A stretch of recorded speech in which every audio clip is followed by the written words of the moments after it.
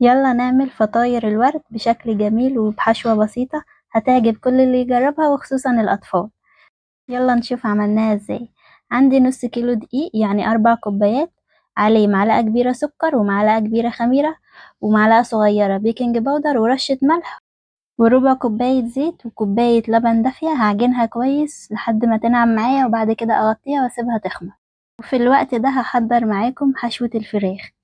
عندي هنا طاسة سخنتها وحطيت فيها معلقتين زيت وهنزل بالفراخ متقطعة شرايح، هديها كده تشويحة وعلى طول هنزل بالبهارات.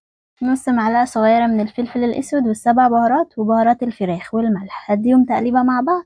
وبعد كده هنزل بقى ببصل متقطع شرايح وفلفل ألوان، ولو مش متوفر فلفل ألوان تقدري تضيفي فلفل أخضر بس.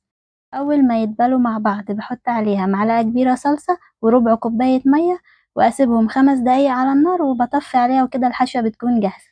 وبسم الله ما شاء الله، شايفين العجينة حلوين بعد ما خمرت.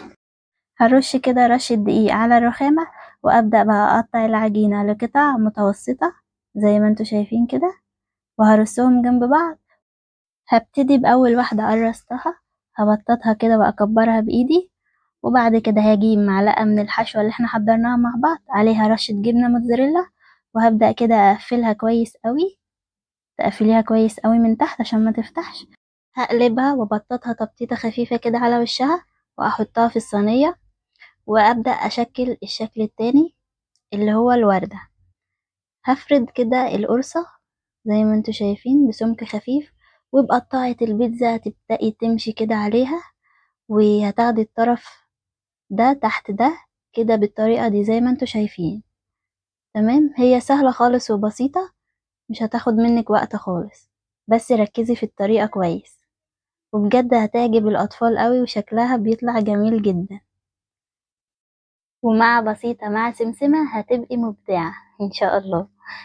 وفي صينية دهنها دهنة زيت خفيفة هحطها فيها وهحشيها بقى بالفراخ اللي حضرناها مع بعض وعليها رشة جبنة موتزاريلا وهدهن الحروف بتاعتها بدهنة سمنة خفيفة أو لبن، وعلى طول على الفرن ساخن مسبقا على درجة حرارة 200.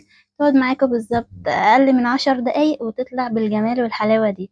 بجد ألذ فطاير هتجربيها وشكلها هيعجبكم أوي. لو عجبتكم ما تنسوش تعملوا لي لايك ومتابعة وتقولوا لي رأيكم في التعليقات.